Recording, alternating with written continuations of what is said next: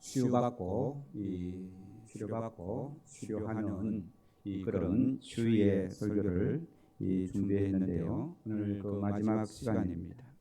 우리 치료자 되신 예수님, 아무리 성경 말씀에 많은 치료의 말씀이 있어도 우리 예수님께서 우리의 진정한 치료자가 되신다는 고백이 있기를 시간 간절히 축원합니다. 우리나라가요, 전 세계에서 1년에, 전 세계가 아니고 먼저 1년에 우리나라 국민이 병원에 몇 번 정도 가겠습니까? 평균적으로. 내 개인은 몇 번 갑니까?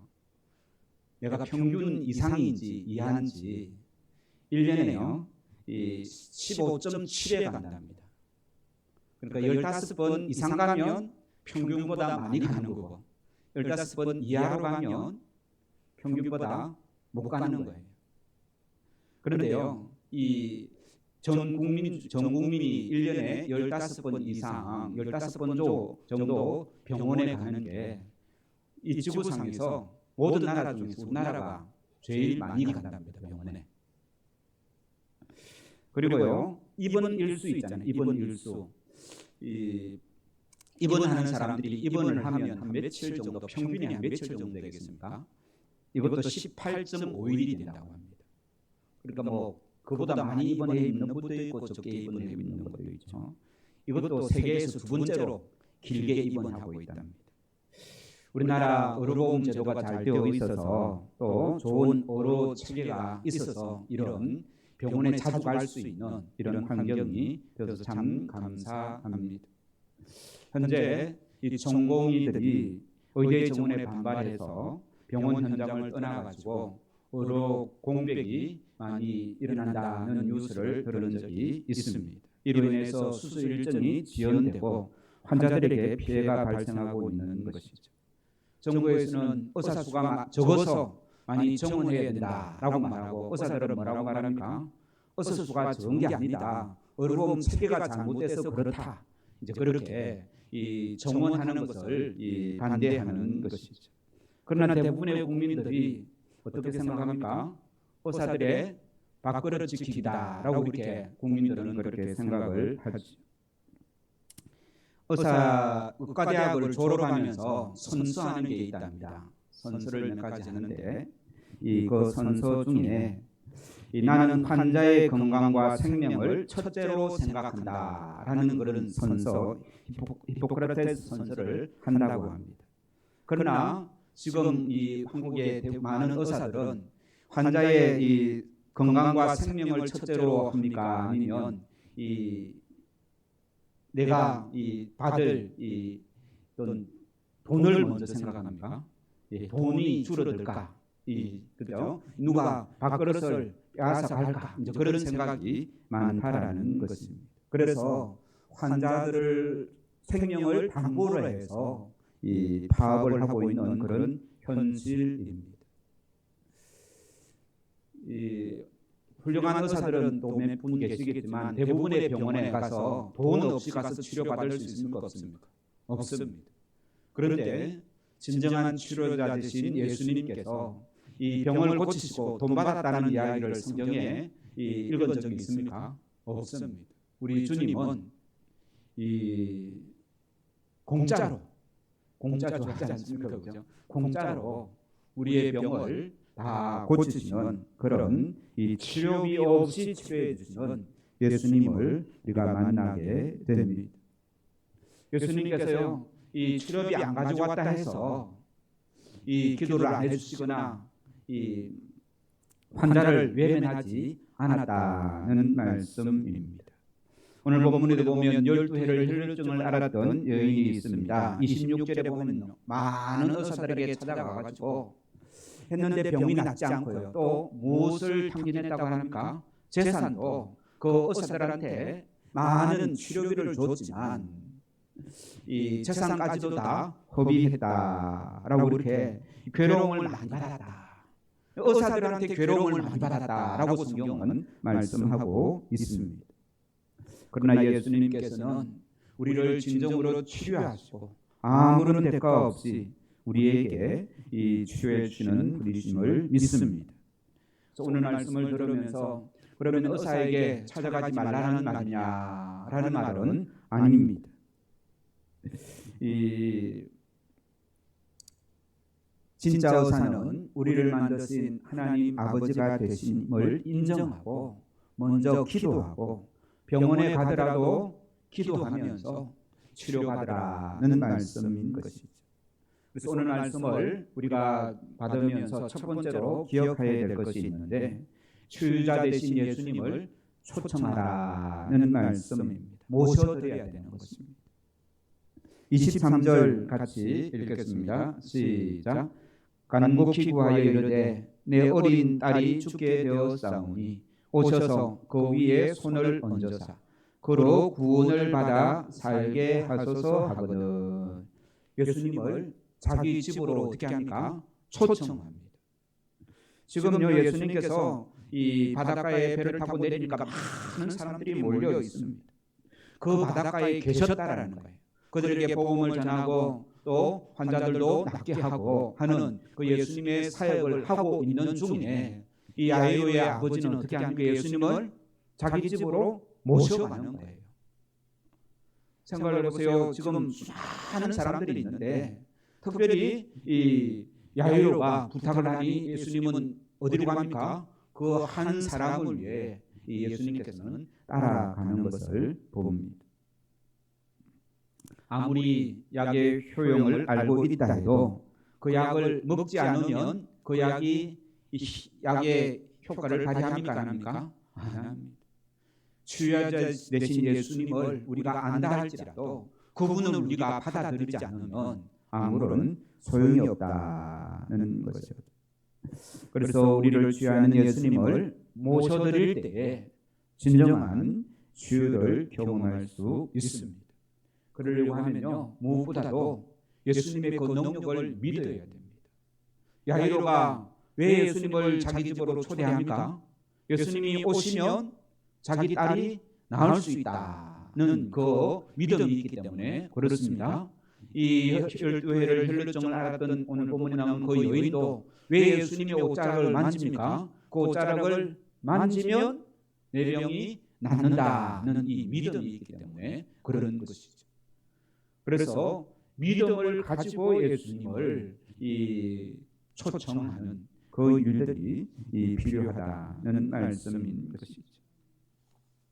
그래서 우리는 우리의 아픈 질병과 아픈 마음과 또 모든 이 어려운 문제들을 이 주님 앞에 가지고 나가거나 아니면요 주님 앞에 가지고 나가지 못하면 어떻게 해요? 주님을 모셔드리거나 더 구체적으로 하면요 오늘 표현해 보면 더 구체적으로 치유자와 접촉을 해야 됩니다. 23절에 보시면 오셔서 어떻게 하라고 합니까? 그 위에 그는 뭐예요? 아픈 딸 위에 손을 얹으소서라고 이렇게 말합니다. 예수님 와서 만져주십시오. 그런 말씀이죠. 예수님께서 치료하시는 방법은 크게 나누면 두 가지입니다. 첫 번째는요 말씀으로 치유하십니다. 이 중풍 환자에게 예수님께서 뭐라 말씀하십니까? 일어나 침상을 가지고 집으로 가라라고 이렇게 말합니다. 그 말씀을 듣고 이 중풍 환자는 어떻게 합니까? 일어나서 이 침상을 들고 집에 갑니다. 치유 역사가 일어난 것이죠. 그 예수님의 말씀에 능력이 있습니다. 그런데요 또 이제 보면 많은 부분 보면 예수님께서 병자를 치료하신 많은 부분에 보면 예수님께서 직접 손을 대시고 아니면 붙잡아 주시고 아픈 부위에 손을 얹으시고 그런 표현들이 많이 나옵니다. 마가복음 1장 31절에 보면요 베드로의 장물을 손잡아 일으키시고 라는 말씀도 나오고요. 나병 환자에게 손을 내밀어 만져주심에 고침을 받았더라는 말씀도 나옵니다. 손 마른 사람이 있었는데요. 그 손 마른 사람도 예수님께서 어떻게 합니까? 손을 만져주시니 그 손 마른 사람이 낫게 되는 것입니다.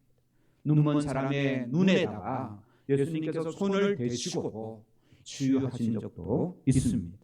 그래서 이 회당장은요, 이 말씀만 하셔도 되지만 또 예수님을 특별히 자기 집으로 초대해서 자기 아픈 딸의 이게 예수님의 손을 얹도록 부탁을 하는 것입니다.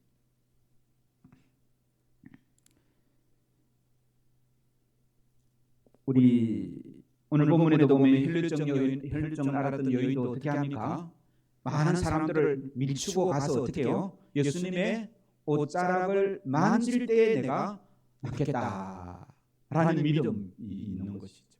그래서 예수님과 이 치유자와 접촉하는 것, 주님의 능력이 나에게로 넘어오는 그런 놀라운 역사도 있는 줄로 믿습니다. 우리 한 장 넘겨서요, 마태복음 우리 5장 읽었지 않습니까? 6장 55절 읽겠습니다. 6장 55절 55절 56절 읽습니다. 시작. 온 지방으로 달려 돌아다니며 예수께서 어디 계시다는 말을 듣는 대로 병든 자를 침상채로 메고 나오니 아무데나 예수께서 들어가시는 지방이나 도시나 마을에서 병자를 시장에 두고 예수께 그의 옷가에라도 손을 대게 하시기를 간구하니 손을 대는 자는 다 성함을 얻으리라. 예수님과 접촉하는 사람은 다 치유를 받았다는 말씀입니다. 이 중병을 앓고 있는 사람도 어떻게 하면요, 예수님과 접촉하며.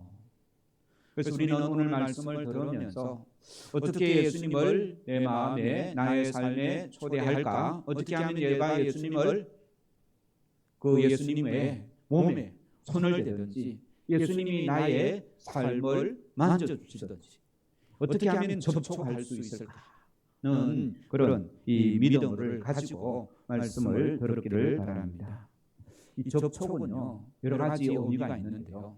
먼저 오늘 이 본문 말씀에서 우리하고는 별로 상관이 없습니다만 성경 말씀에서 이 접촉한다는 것은 굉장한 문제가 있는 겁니다. 유대인들은요, 병든 사람은 왜 병이 들었다고 말합니까?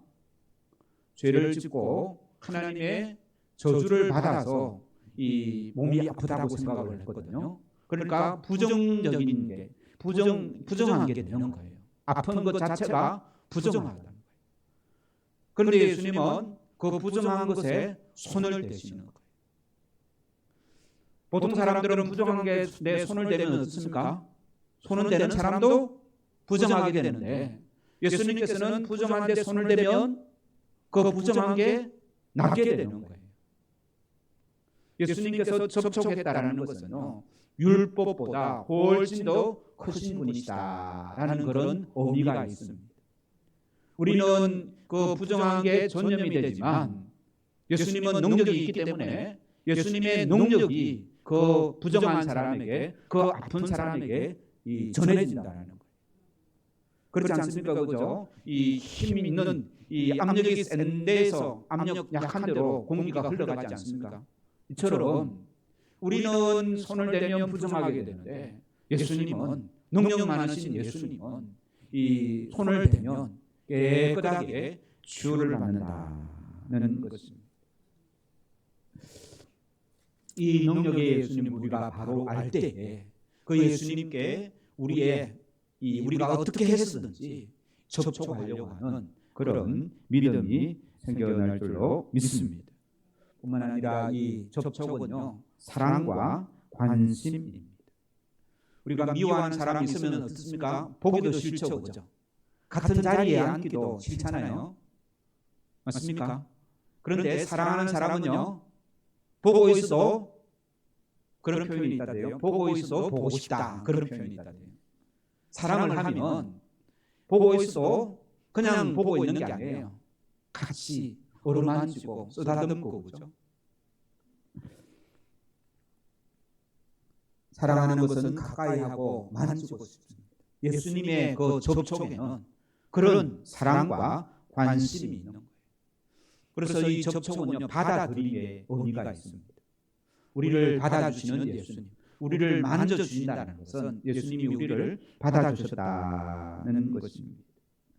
주님은 아픈 우리를 사랑과 긍휼로 받아주시며 만져주시는 줄로 믿습니다.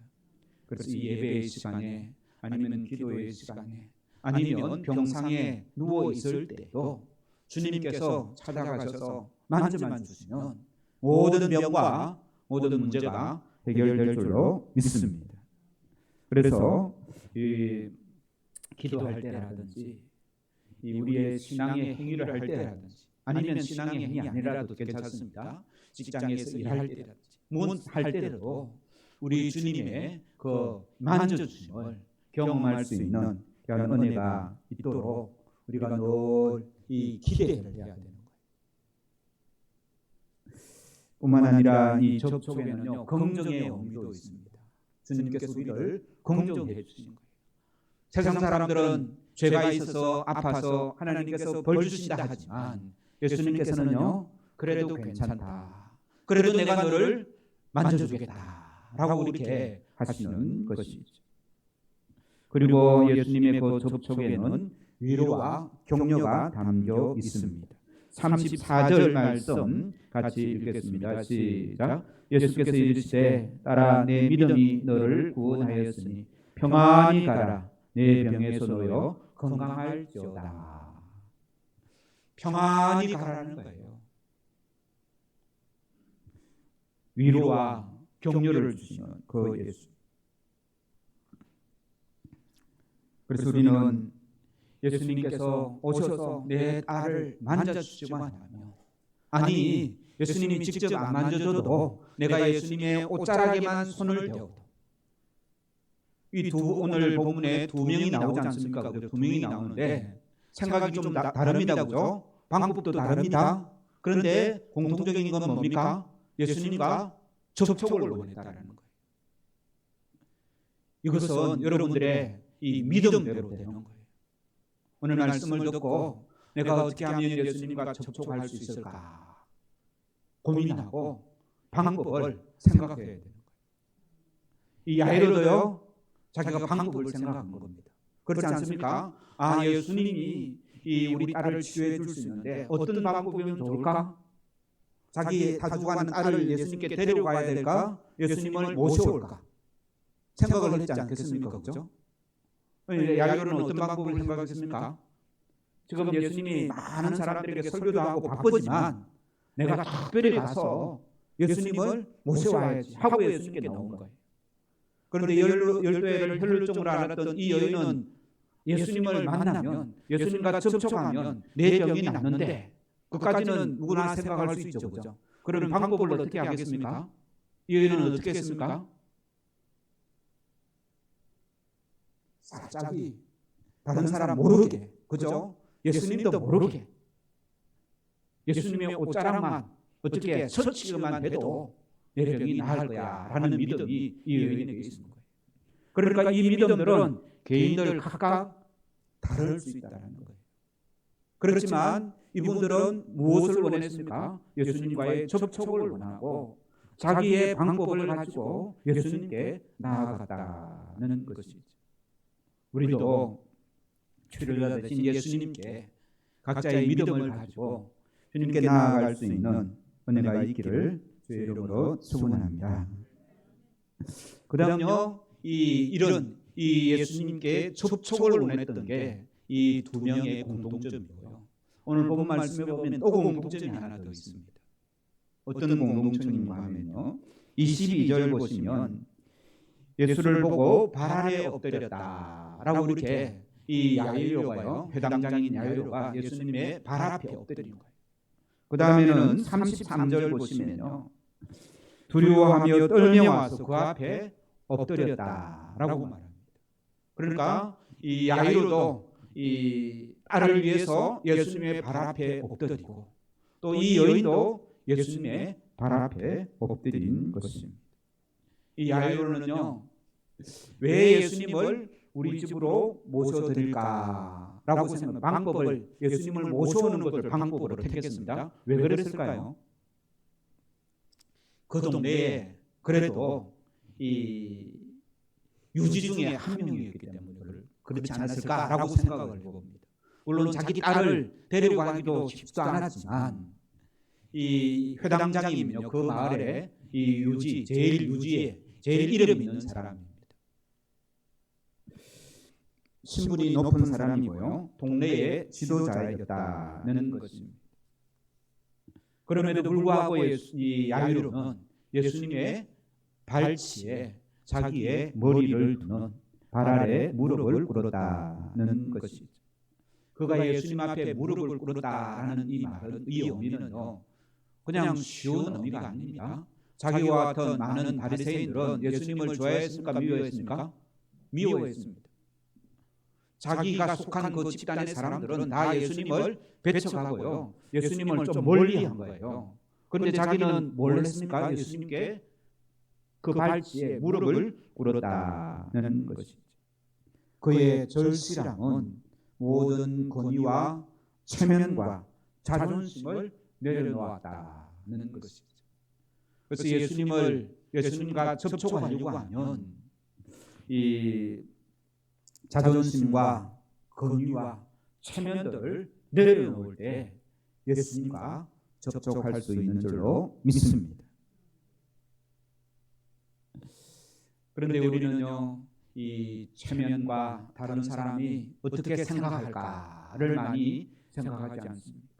이것들을 내려놓을 때 예수님과 나 밖에 다른 사람이 없을 때에 예수님과의 이 접촉이 일어나게 되는 것이죠.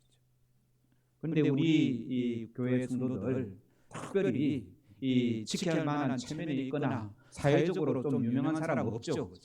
그러면 이 야이로를 살펴보기보다는 이 12회를 혈루증 앓았던 사람이 예수님께 나아갔던 그 방법을 좀 더 자세히 살펴야 되는 거예요. 이 여인은요 많은 의사들한테 괴로움을 당했잖아요. 그렇죠? 여사 찾아가고 저사 찾아가고 오늘은 이 자기 저금통에 있는 모든 이 저금통도 팔았다가 또 그것도 모자라니까 또 다른 의사한테 가가지고는 또 더 자기 집안의 재산도 팔아가지고 그 의사한테 갔었습니다. 많은 의사들에게 가가지고 했지만 어떻게 해요? 낫지는 않고 오히려 상처만 받은 거예요.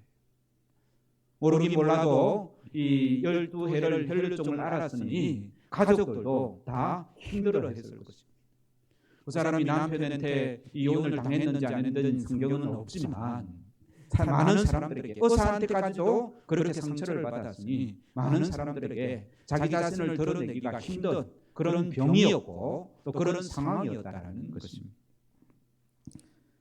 그럼에도 그는 자기 자신을 포기하지 않고 내가 예수님께만 나아가면 많은 사람들이 방해하지만 그 사람들을 뚫고 예수님께 나아가기만 하면 그런 이 믿음이 있은 것이죠.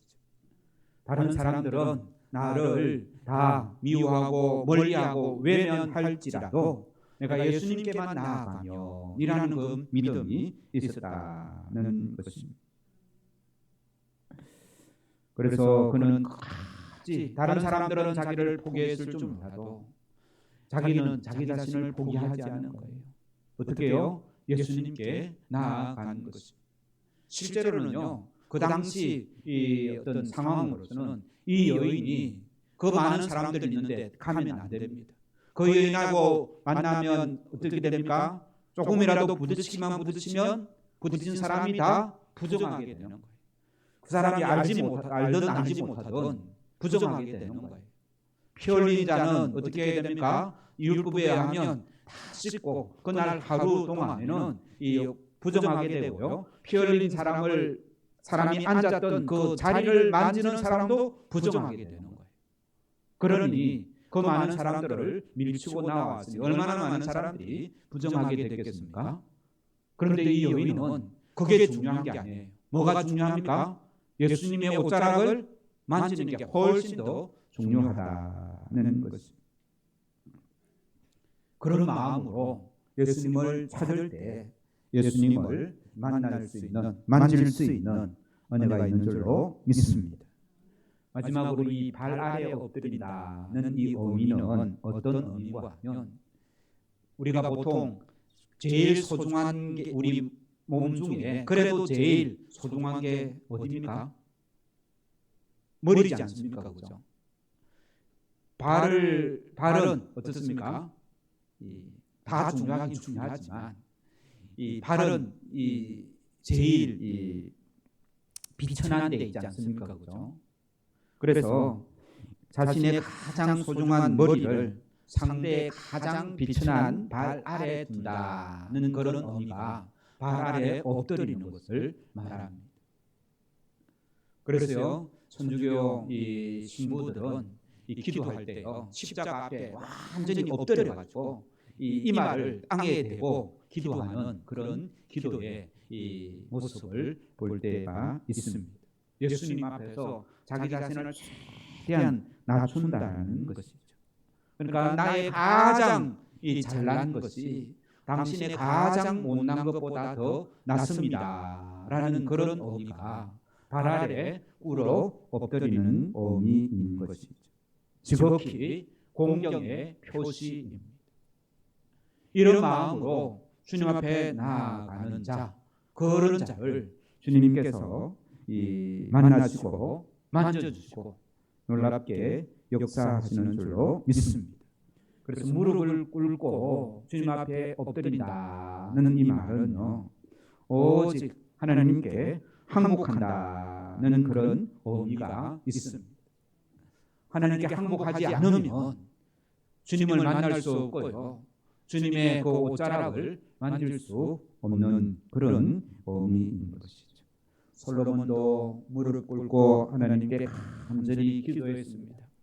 에스라도 무릎 꿇고 손들고 주님께 호소했습니다. 다니엘도요, 예루살렘을 향한 창문을 열고 하루에 3번씩 무릎을 꿇고 기도했습니다.